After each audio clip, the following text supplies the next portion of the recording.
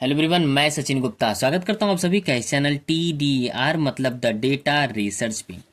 भाई मुकेश अंबानी के तो जैकपॉट लग गए। जी हाँ, इस मोटा भाई की संपत्ति सिर्फ 5 दिनों में लगभग 40,000 करोड़ रुपए बढ़ गई है। इसके साथ ही साथ रिलायंस इंडस्ट्रीज भारत का सबसे ज्यादा मार्केट कैप वाला कंपनी हो चुका है। ये पिछले 5 दिनों में लगभग 40,000 करोड़ रुपए की अर्निंग किया है, 40,000 करोड़ रुपए की प्रॉफिट किया है सिर्फ 5 दिनों के अंदर। इसके साथ ही ये HDFC, TCS and Bharti Airtel को पीछे छोड़ता हुआ भारत का सबसे बड़ा मार्केट कैप वाला कंपनी बन चुका है। कौन सा? RIL यानी Reliance industries limited. Reliance industries का मार्केट कैप सिर्फ 5 दिनों के अंदर 39,311.54 करोड़ रुपए बढ़कर भारत का सबसे बड़ा मार्केट कैप वाला कंपनी बन चुका है। अब इसका मार्केट कैप कितना हो गया है? 17,27,399.74 करोड़ रुपीस का।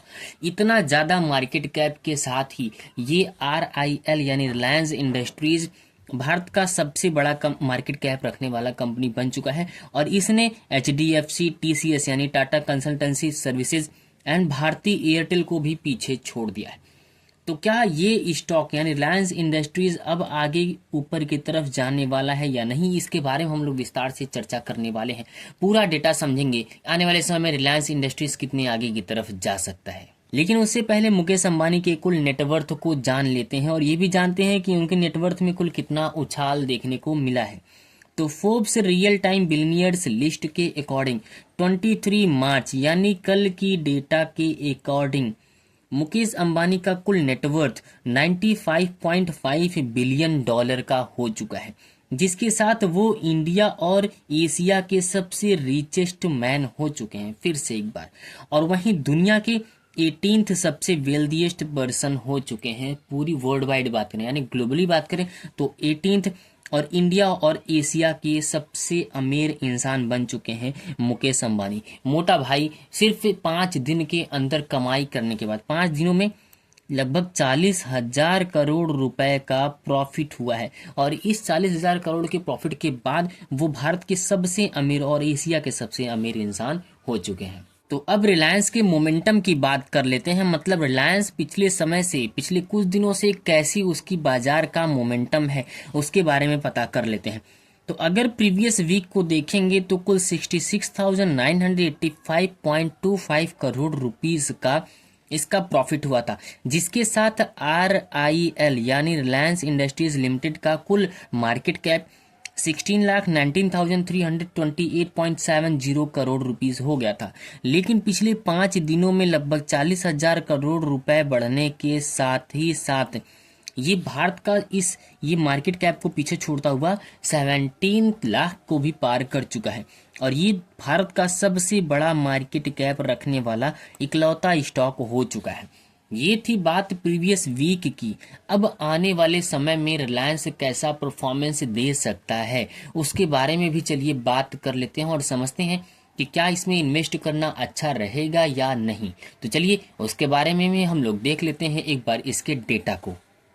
अब अगर रिलायंस इंडस्ट्रीज लिमिटेड की मार्केट डेटा को कलेक्ट करते हैं, मार्केट डेटा को समझने की कोशिश करते हैं कि कैसा इसका मतलब कुल ओवरऑल क्या हालचाल है RIL यानी रिलायंस इंडस्ट्रीज लिमिटेड का, तो चलिए उसके बारे में भी हम लोग देख लेते हैं। मार्केट कैप की बात करें तो 17,55,893 करोड़ रुपीस का मार्केट कैप है, जिसके साथ ही भारत का सबसे बड़ा मार्केट कैप रखने वाला कंपनी बन चुका है।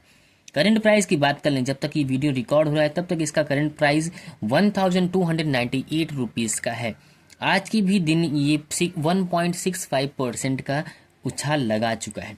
मार्केट इंड तक कितना ऊपर जाता है वो आप लोग देख लीजिए, क्योंकि ये मार्केट मतलब 12:45 पे ये वीडियो जब रिकॉर्ड हो रहा है तब का हाल चाल है। तब उस वक्त इसका डेटा जो था 1.65% का उछला था। करंट प्राइस इसका 1.65% उछला था। हाई की बात कर लें तो 52 वीक हाई 1609 का था, जबकि 52 वीक लो 1156 रुपीस का रह चुका है। स्टॉक पी यानी ₹1 अर्न करने के लिए आपको कितने रुपए देने होंगे, तो 25.4 रुपीस देने होंगे। स्टॉक पी रेशियो 24.5 रुपीस है। बुक वैल्यू की बात कर लें तो 606 रुपया इसका बुक वैल्यू चल रहा है। ये अपने शेयर होल्डर्स को डिविडेंड भी प्रोवाइड करता है। कितने रुपए का डिविडेंड देता है, कितनी परसेंट का डिविडेंड देता है, तो 0.39% का डिविडेंड देता है अपने शेयर होल्डर को। आरओसीई की बात कर लेंगे तो 9.61% का है आरओसीई।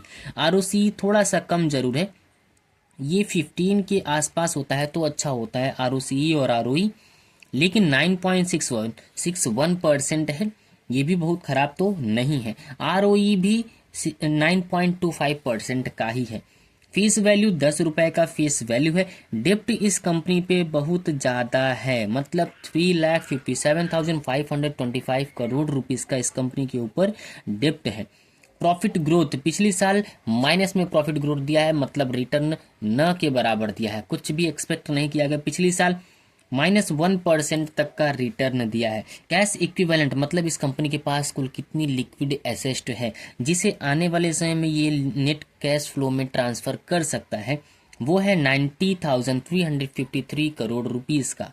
नेट कैश फ्लो की बात कर लेंगे तो 28,561 करोड़ रुपीस का कुल नेट कैश फ्लो है।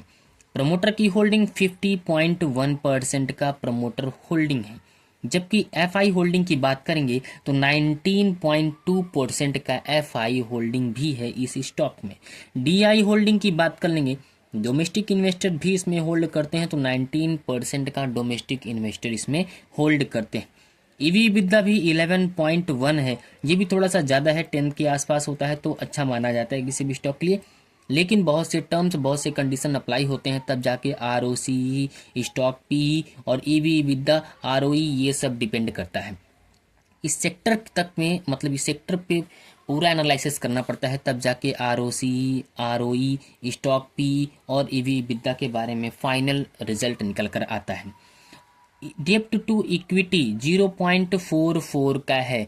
इक्विटी पे मतलब डेप्ट भी बहुत कम है, मतलब ये 5 से कम ही होना चाहिए, 0.5 से कम होना चाहिए, तब अच्छा माना जाता है कि डेप्ट टू इक्विटी जो है वो कम है। तो इसके पास 0.44 है, ये एक प्लस पॉइंट है इस स्टॉक के लिए। ये ओवरऑल कुल रिलायंस के बारे में, मतलब रिलायंस की कंपनी के जो ऑनर है, मतलब जो मालिक हैं, उनकी पूरी नेटवर्थ कैसी है वो, और रिलायंस इंडस्ट्रीज का कुल हालचाल क्या है उसके बारे में पूरा डिटेल से वीडियो था। होप आपको वीडियो ठीक ठाक लगा हो, अच्छा लगा हो, लेकिन हम आपको डिस्क्लेमर दे देना चाहते हैं वीडियो के एंड में कि अगर आप किसी भी स्टॉक को बाई, सेल या होल्ड करना चाहते हैं तो अपना खुद का रिसर्च, अपना खुद का एनालिसिस जरूर करिए, उसके बाद किसी भी स्टॉक में बाई, सेल या होल्ड करिए।